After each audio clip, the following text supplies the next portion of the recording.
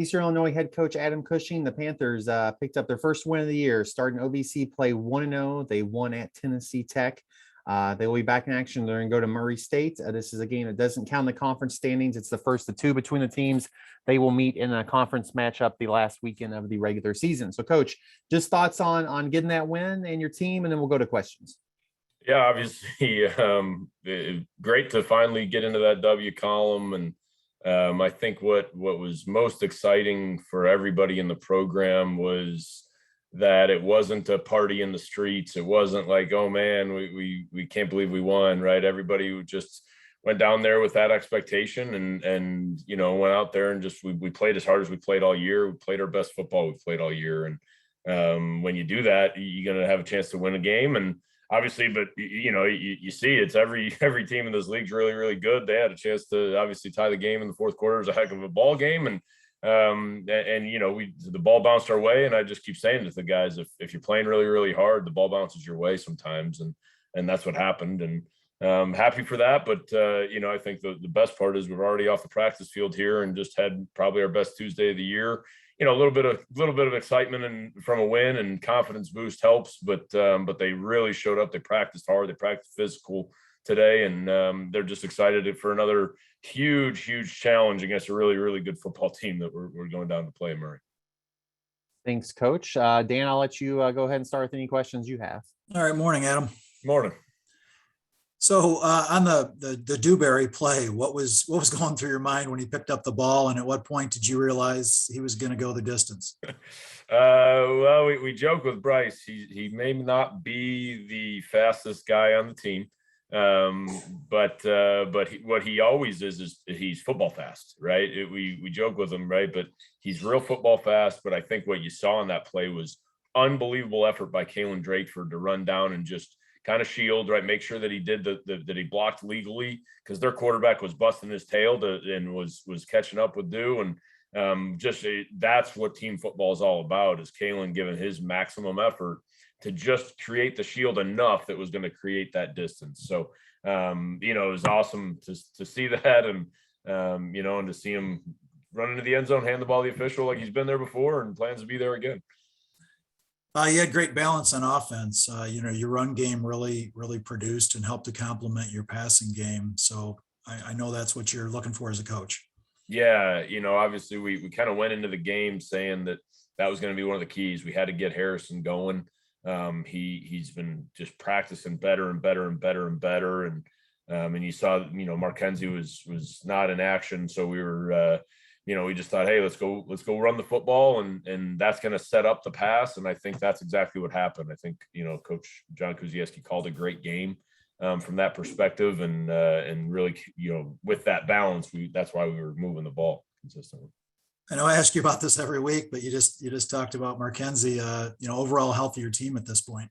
Yeah, we're still a little beat up. Mark Kenzie's, we feel really good about him at this point, but obviously, it's that time of the year where there's going to be nicks and cuts everywhere. And the cool part is the guys, if they are out, they're out there cheering their butt off. And I think we got a few guys that are going to return to action this weekend.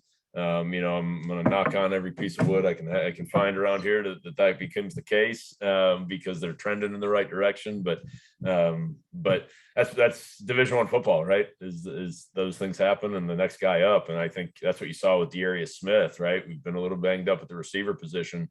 Darius comes out and has a monster game when his turn came. And that's really, really awesome for him and for us to just pick up the flag and go. Yeah, one more for you, and it's kind of a two-parter, but a big part that you've talked about is Otto's ability to make plays with his feet.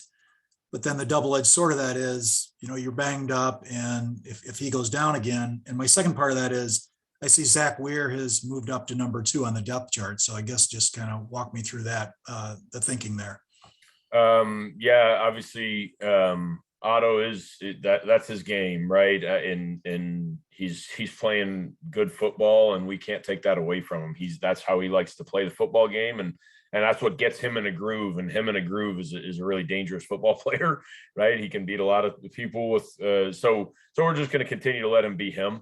And you know, Zach obviously and Chris has battled some stuff, but he's one of those guys I mentioned. I expect Chris to be fine at this point. He's just, you know, he played a couple of games and got beat up a little bit in those games he played in, and he's finally getting back to the point where he was, you know, to start the year in that quarterback, you know, competition in camp. So I feel good about Chris at this point. Okay. Coach, you talked about the question there about Bryce. You know, when we were trying to pick defensive player of the week nominees. Your team, you just had a lot of great performances. Jason Johnson had 16 tackles, and then the person who did win defensive player of the week, Jordan Miles, 3 sacks and 2 forced fumbles. Can you talk about some of those performances from your team?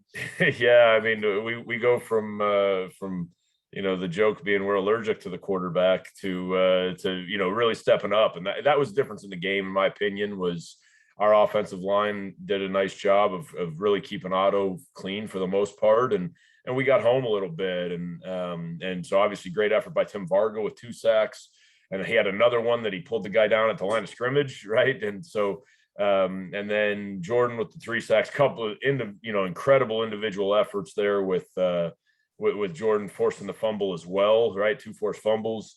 Jason Johnson, as always, right? I mean, we could spend every week talking about Jason Johnson. He's everywhere. I think he had 17 tackles against Tennessee Tech in the spring and then 16 on Saturday. So they're probably tired of seeing number 8 as a blur all over the place. But I think what's awesome about Jason Johnson is, you know, he recovers the fumble at the end of the game to seal it, and he could have easily run it in for the touchdown, but he knew that meant that they were going to get to snap it again. And a super selfless play, right? I mean, obviously it puts points on the board. It looks all that looks great for the Panthers, but in the end, there's one statistic that matters, and that's the W. And Jason did the most selfless thing a guy can do. And I mean, I'm just so proud of his development. You know, you mentioned Dewberry, Kalen Drakeford with a huge interception at the end of the first half that gives us an opportunity to go put some points on the board there. And you know, we've been talking about it for a few weeks now, is getting the football. You know, we win the points off turnover battle 15-0.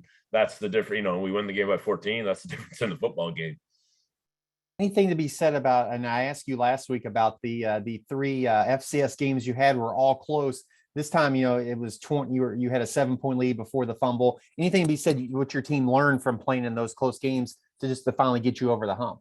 A lot. I no, you're absolutely right. I mean, you look at it, and we fully expect to be in a great game in the fourth quarter, and we've been in great games in the fourth quarter, and we've seen that when we shoot ourselves in the foot, right, we don't win those games. And that's pretty much been the story, because we've had, I mean, you go back all the way, I don't like going back, but you go all the way back to Indiana State, which seems like years ago now, right?